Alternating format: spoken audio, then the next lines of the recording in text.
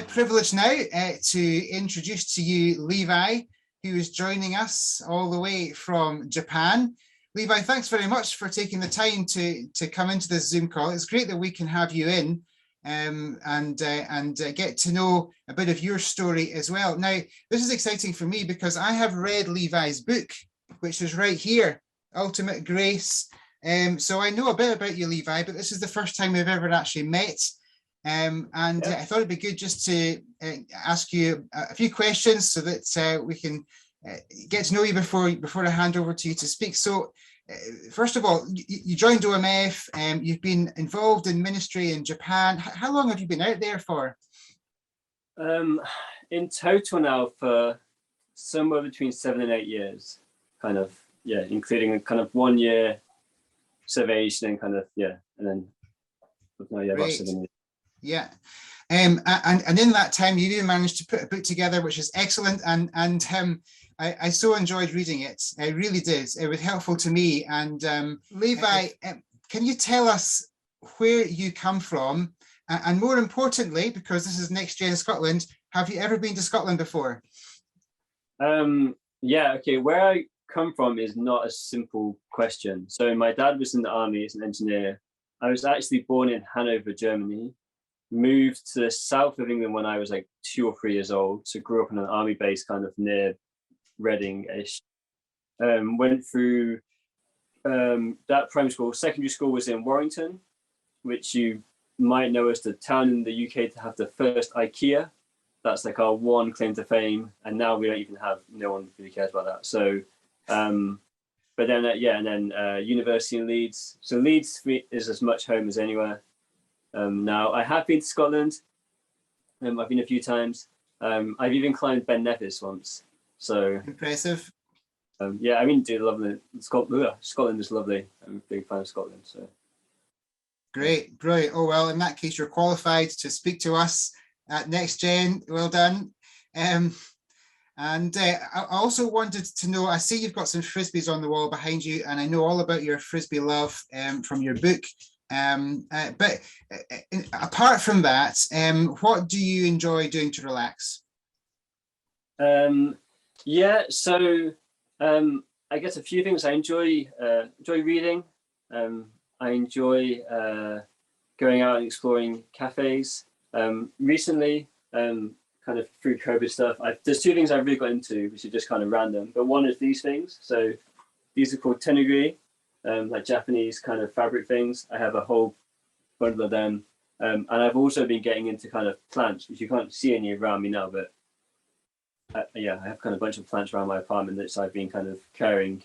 And so, yeah, I'm that age of my life now where I enjoy helping things that would grow by themselves outdoors grow inside my house. So, yeah.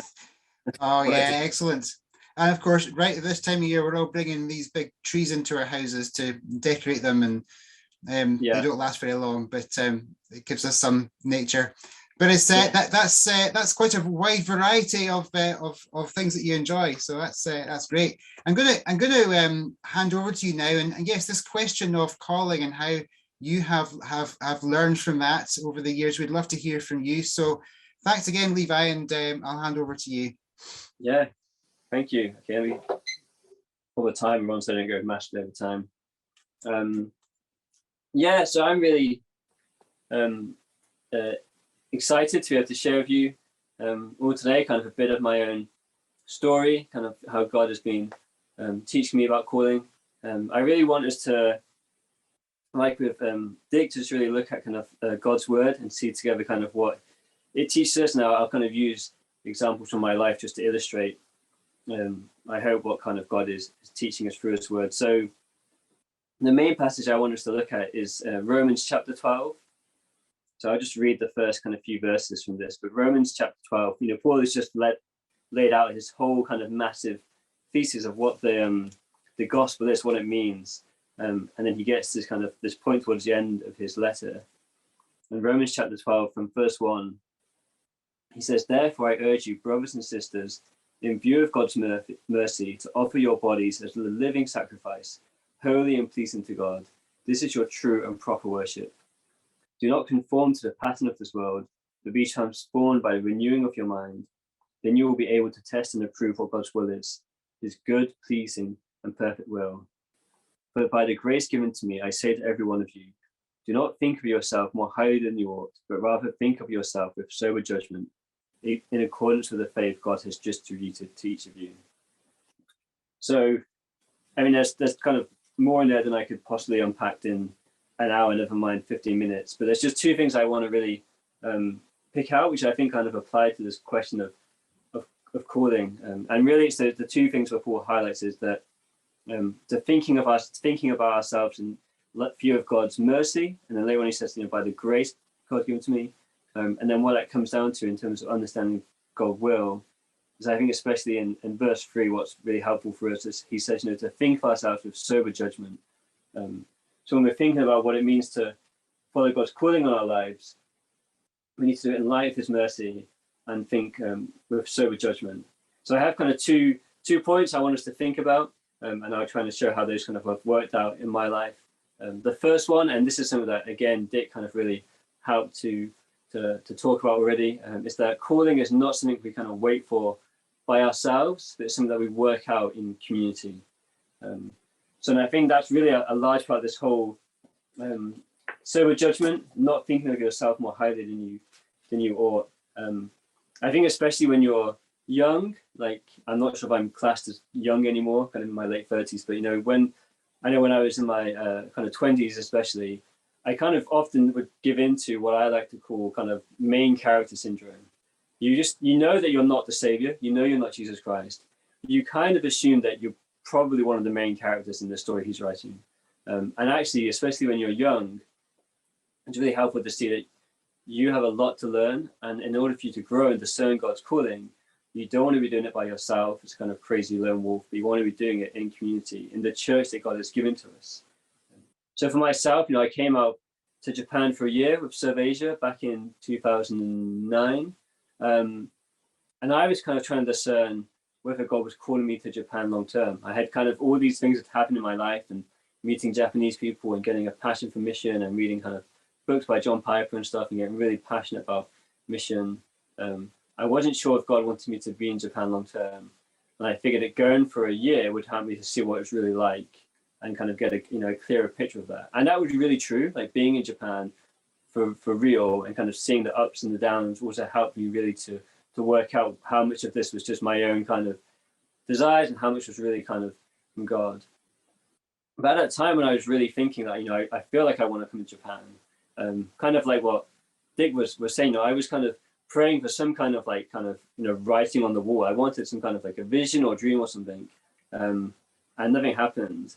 And then there's this passage in Acts 16, where Paul talks about how he had this dream of someone calling to him to come to Macedonia, and I was like, that's what I need. And then afterwards, I realized, I don't have that, but I have like actual Japanese people. I had the Japanese church calling me to come to Japan. And then after that, I talked to people, my pastor, my home church and friends. And that really helped me to see, they kind of confirmed for me that, it looks like God is leading you here. He's giving you these gifts. He's giving you these passions, and we're happy to support you and send you. But what I kind of missed at the time, just because I'm really dense, is that if I had read earlier at the beginning of chapter 16, I would have got even more helpful hint in terms of thinking about calling. Because at the very beginning of chapter 16, of Acts chapter 16, we find out about Timothy and how Timothy was called to mission. And we know Paul, he had the crazy kind of Damascus Road experience and all this stuff happened. But Timothy, well, I'll read it right. So chapter 16 says, Paul came to Derbe and then to Lystra, where a disciple named Timothy lived, whose mother was Jewish and a believer, but whose father was a Greek. And then listen to this. The believers at Lystra and Iconium spoke well of him. Paul wanted to take him along on the journey, and then he kind of goes on and he takes him. But I think that it's really helpful to see that especially when you're young, it's much more likely that your kind of calling to something like overseas mission is going to come through, it's going to be more like Timothy, of people seeing your life, seeing you kind of being faithful and serving in church. And then, some want to organize an event like this, invite you along, and hey, here's as Dixon, you know, there's a need for churches in Japan, in Cambodia, in Indonesia. We think you would be a good fit, and kind of listening to people and allowing them to kind of guide you, and together working with the church to discern that calling. And in fact, you know, the word missionary, we kind of use that a lot, not really kind of maybe just throwing it around, but this is a little bit of like a Latin lesson for you today. But missionary kind of is the Latin, and it's the Latin actually of the word apostle, which just means one who is sent. So missionary, if you want like a technical definition, is someone who is sent. And so I think that's why it's really helpful for us when we think about calling, is to think like not so much am I called on mission, but am I sent? Has the church sent me on mission to go overseas, for example? And if it does, then actually that is God calling you as He sends you through the church. That's kind of one way that God works, is we kind of act kind of humbly, not trying to kind of go on by ourselves, but kind of working, listening, asking people, you know, do you think I'm called to? I'm ready for this. Do you think I'm equipped for this? Do you think I need to go and do some training, or do you think I would be a fit for this country or this country? So that's one thing which I kind of wish I had known a bit more when I was younger, that, you know, calling is not something we do or seek by ourselves. It's something we kind of work out in community. And the other one, and again, this is something which Dick really spoke very helpfully about, was calling is not a one-off event. It is ongoing obedience. It's not enough to be like, well, I had the calling to come to Japan, so that's it, right? I don't need to be seeking God's calling on my life anymore. I don't need to be considering what God is calling me to do. And it says in Romans, you know, we are called to think. We're called to think clearly in light of God's mercy.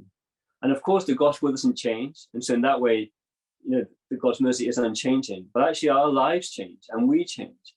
And as in Lamentations tells us, you know, God's mercies are new every morning. And so because God is daily pouring out new mercies on us, we need to be daily kind of rethinking what it means for us to live in light of God's mercies, I think.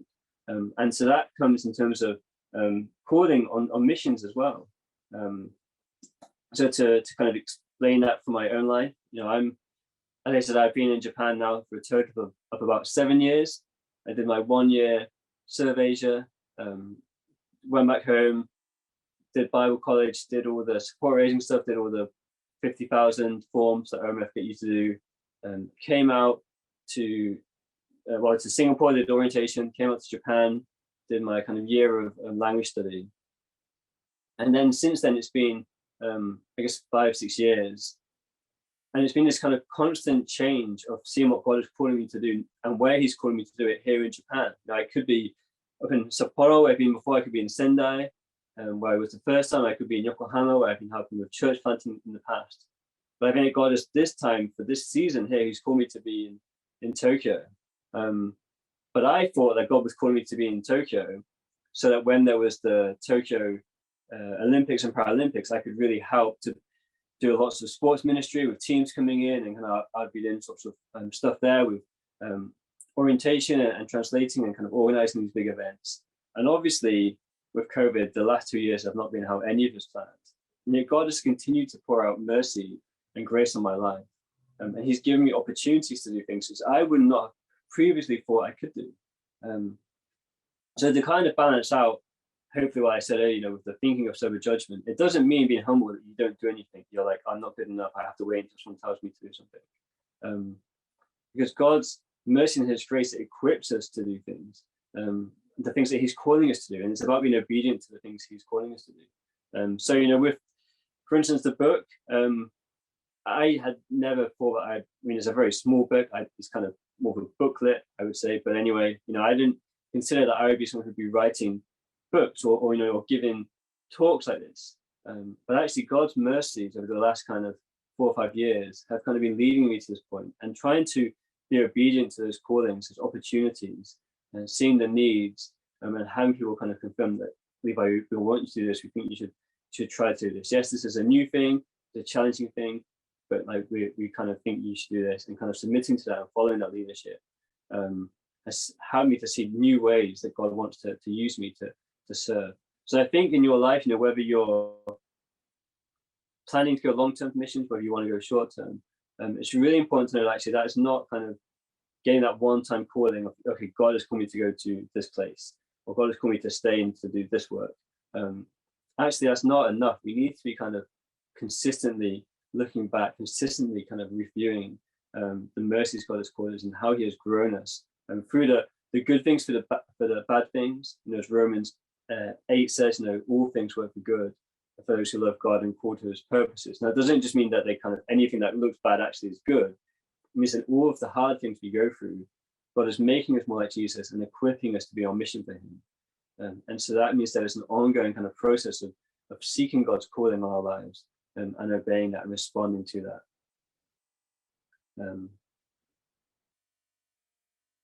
So I just want to, I made notes from Dick's talk, and I think one thing he said, which I just really want to just kind of repeat, so I think it's really helpful, is he said, guidance about mission is just a part of the normal lifestyle. And for Christians, I think that definitely should be true, because living in light of God's mercies should be part of a normal lifestyle for Christians. It's really sad if you see someone who kind of, began living really in light of God's mercy and became more and more about living in light of their own achievements or their own kind of wisdom or power and strength. And that will take you in a whole number of wrong ways. But in the same way, thinking about missions and guidance for missions, it's just part of our daily life. And it's something that we do in community. So those are the two things I really want to just highlight. And I've seen those over the years. And so now, I played Frisbee, and I played Frisbee for the Japan national team. And that was just something which I would never have expected. It was an amazing opportunity to share the gospel with Japanese friends. And again, that verse which Dick shared from 1 Thessalonians, to share not only the good news of Jesus, but also our own lives.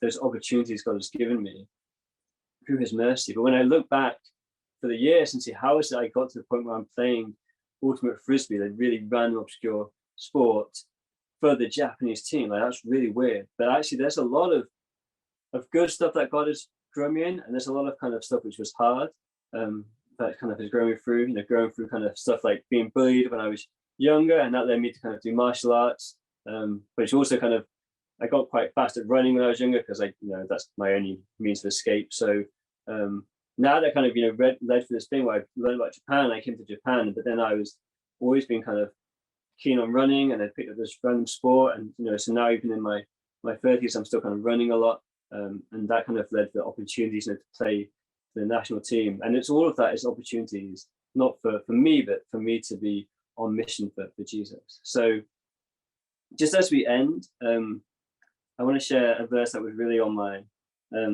just kind of was coming to mind when I was thinking about this, because I know for a lot of us, or for a lot of you, and maybe you've been really feeling the calling to mission, but because of especially COVID and stuff, you haven't been able to get to where you wanted to go, or maybe it's not looking like finally you're going to be able to get where you want to go.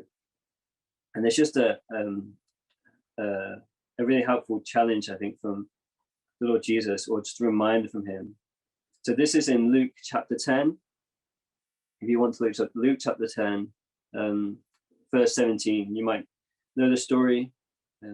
So Jesus sent out disciples on mission, and Luke chapter 10, verse 17 says, the 72 returned with joy and said, Lord, even the demons submit to us in your name. And Jesus said, I saw Satan fall like lightning from heaven. I have given you authority to trample on snakes and scorpions and to overcome all the power of the enemy. Nothing will harm you. However, do not rejoice that the spirits submit to you, but rejoice that your names are written in heaven. And if I may paraphrase that to kind of be in line with our theme for today, I'd say, we're called to obey God's calling in our lives, but make sure you don't end up rejoicing in your calling, but rejoice that your names are written in heaven. Rejoice in God's mercy and grace. If ever you get kind of lost or confused thinking about calling and what the next step should be, come back to the cross of Calvary. Again, just receive anew that grace and that mercy. Have your mind renewed so that you can see yourself clearly, see the world clearly.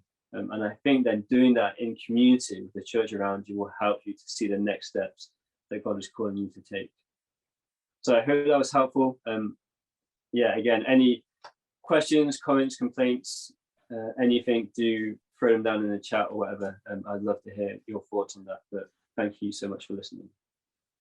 Right, thank you so much, Levi. That's really helpful. There's so much you've packed into that.